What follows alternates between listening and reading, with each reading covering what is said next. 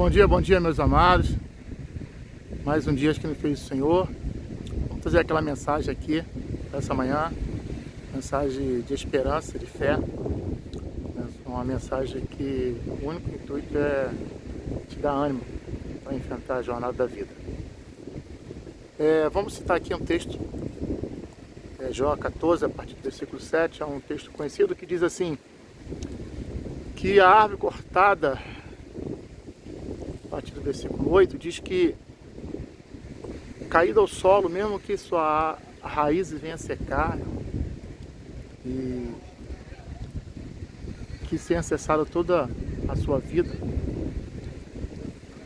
a palavra de Deus diz que ao cheiro das águas ela brotará e dará fruto como planta nova. É mais ou menos isso aí que diz o texto. Mas o que eu quero falar com vocês essa manhã é uma mensagem que Deus está tocando no meu coração para falar acerca de atitudes e consequências.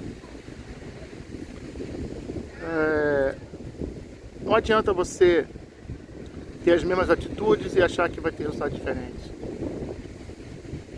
E também existe uma lei universal que toda atitude ela tem uma consequência. Uma intensidade que você bater, também você receberá impacto de volta. Essa mensagem dessa manhã, eu gostaria que fosse uma mensagem de esperança. É por isso que eu trouxe esse texto. Mas até esse texto, se você ler o contexto, Jó, ele faz referência à condição humana em contraposição ao que ele descreve de uma planta. Ele diz que a planta, mesmo que morreu, o cheiro das águas brotará, mas o homem, quando ele morre, ele vai à sepultura. Quem tornará o homem a vida? Eu tenho trazido algumas mensagens que têm fugido um pouco do meu objetivo nesse canal, mas são mensagens que Deus está falando no meu coração. Porque a palavra de Deus diz que Deus não tem prazer na morte do ímpio, mas que se ele converta e viva. Porque para Deus, se você não reconhecer Jesus como Salvador, não aceitar o sacrifício vicário que foi por você, da forma devida, e trazendo sobre si essa conversão, essa metanoia, essa mudança de pensamento, não se tornar um crente, ou alguém que crê nessa mensagem, que o próprio Senhor Jesus falou que aquele que crê em mim já passou da morte para a vida. Quando nós morremos para o mundo dos vivos, mas para Deus nós continuamos vivos, da mesma forma. Então, Jó, quando disse essa palavra, ele estava um pouco desesperançoso, tratando de uns assuntos particulares acerca do que vivenciou. Todos nós conhecemos essa história. Mas, no final do livro de Jó, Jó reconheceu que só o Senhor era Deus e que ele falava do que ele só tinha contemplado, mas agora os seus olhos o viam, ou seja, agora o seu entendimento interior viu a face de Deus, não com os olhos naturais, não pela percepção de outras pessoas, mas pela experiência própria. Então eu quero, nessa manhã, que você tenha essa percepção de que Deus, para esse tempo, para essa vida, Ele tem coisas para tratar conosco. Nós simplesmente não fomos colocados aqui, viva cada um da sua forma, e vocês vão vivendo, o tempo vai passando, e um dia tudo vai acabar, e pronto. Não, existe um propósito. Nada do que Deus fez, Ele fez sem ter um propósito, ter um propósito bem definido.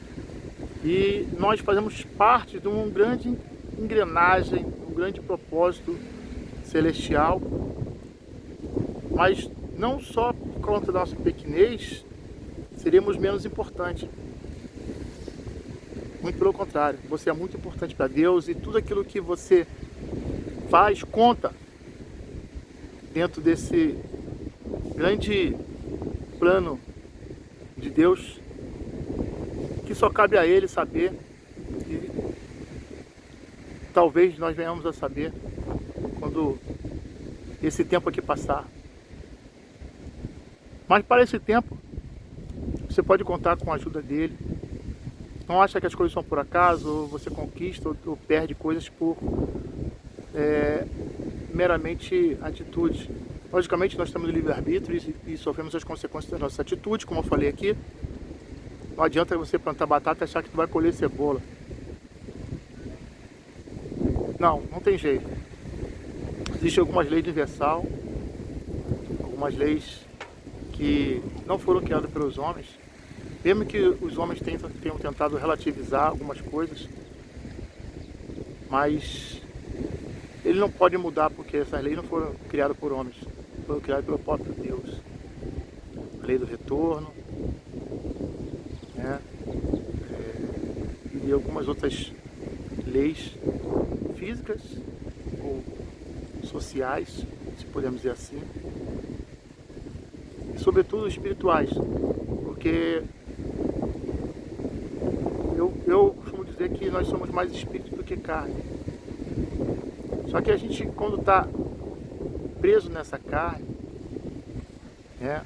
Eu lembro agora uma palavra do grande escritor, homem de Deus, que traduziu a Bíblia Schild, acho que é esse nome, agora não lembro bem. E esse grande homem de Deus, ele no fim da sua vida, ele sendo visitado por um grande homem de Deus também, escritor, e ele disse: amigo, eu estou me desarraigando dessa vida. Ou seja, eu estou me desprendendo. Porque nós somos muito presos a essa vida. A gente tem vontade de ficar aqui, sabendo que, mesmo tendo a certeza que para nós a morte não significa morte eterna, mas morrer é lucro. Mas ninguém quer ir, né? Ninguém quer ir antes do tempo. Deus, ele tem todos os nossos dias contados, como Jó disse no versículo, acho que a partir do versículo 10 ou 11, do capítulo 14, ele diz que, conversando com Deus, ele diz: ó, tu colocasse vida no homem e desse um tempo determinado, e não há quem possa acrescentar um palmo curto na sua vida. Tenha certeza, Deus quer te dar uma vida próspera, uma vida longínqua, uma vida de qualidade, uma vida de abundância.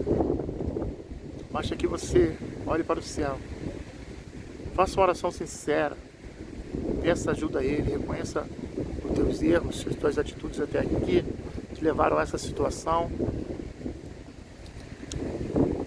Muita gente vivendo no inferno, e o que é o inferno? O inferno é a ausência de Deus, é o abismo, é a falta de luz. Busca Deus e todas essas coisas vão passar e a luz vai brilhar sobre a tua vida. E essa luz, é claro que é Jesus. Né? Amém? Deus abençoe. Boa semana. Fique na paz.